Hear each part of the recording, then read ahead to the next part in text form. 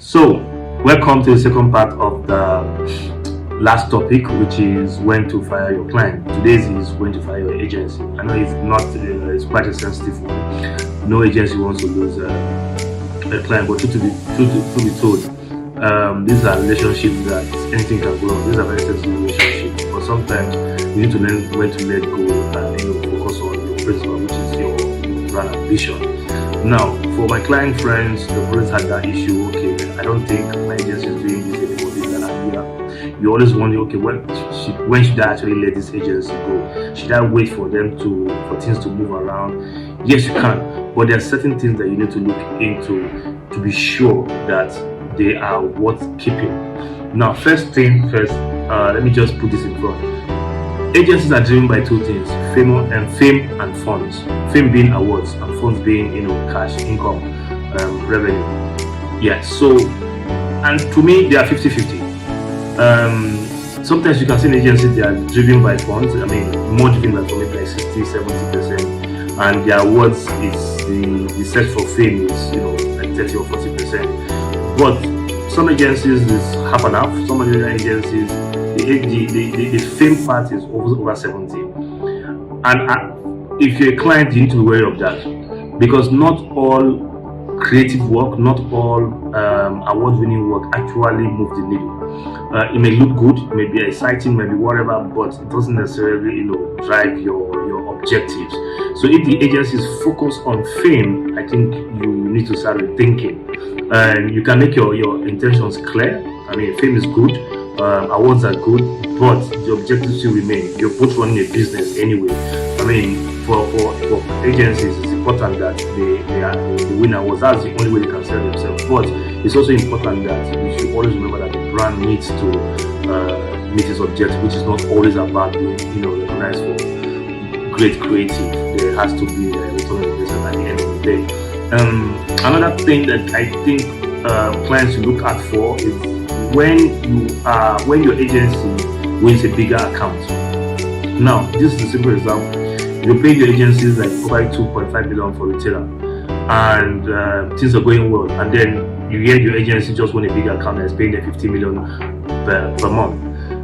You should worry. Yes, the agency will promise to keep things together, support you because you come along with them and everything.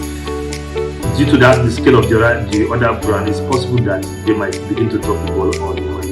Now, you can decide to stay, it's up to you. But let me say something to you. Your ambition, the money you're paying the agency might not be as big as the other client is paying, but the ambition is the same thing.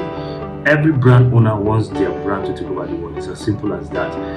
It doesn't matter how much you're putting down to make that happen, but the ambition is very different, and you deserve an agency that sees that clearly, an agency that wants your brand to succeed, an agency that embodies your ambition. If they are beginning to drop the ball because it's being distracted, I think you should start thinking of leaving that agency. Now, the agency will try its best to keep you afloat, to create a different team and all that, but chances that when the gap, the retainership the gap is huge, it's going to be very difficult. And as a client, you rather not want to be in that situation where there's another agency knocking on your door for you to come in and be their holy grail.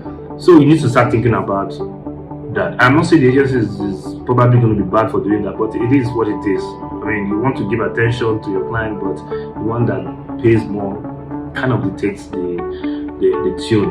Now, another thing you need to worry about is friction between your agency rep and your own side, your rep for your team. If the friction is about work, it's about creative differences, it's fine. That's not the problem. But if friction will now become something else, like ego, and people are talking about, oh, you can't talk to me this way, you know who I am and all that, I think you should start thinking of either fix it or let's part ways. Because like I say, when elephants fight, the grass suffers. You don't want your brand objectives to suffer. You don't want your market objectives to suffer. You don't want them to be like pain because people are being emotional about work. Another thing that I think you should look out for is, for every client out there, please ensure that while there might be 10 people, 15 people working on your account from the agency side, look out for one person that you can hold on to, your actual contact person. Make sure that person is very, very involved in your brand. Make sure that person is passionate about what you do. It's as passionate, even more passionate than your own team. That person will bring that person closer. That person will tell you exactly why you're working with them, when you're working with them, and that person will ensure that your briefs are pushed. Because agencies, there are a lot of things happening. You need your man. You need an inside man to ensure. You might be saying, "Oh, but I'm paying." No, but let's be factual.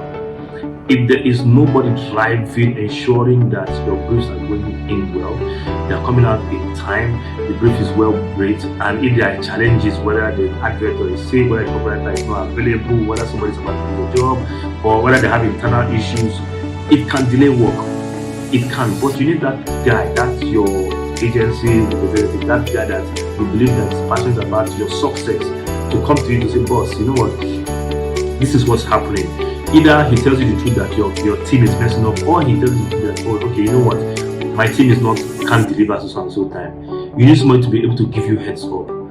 If that person now leaves, there's a problem. And if you can't get that person quickly, you have to leave that agency and get another agency.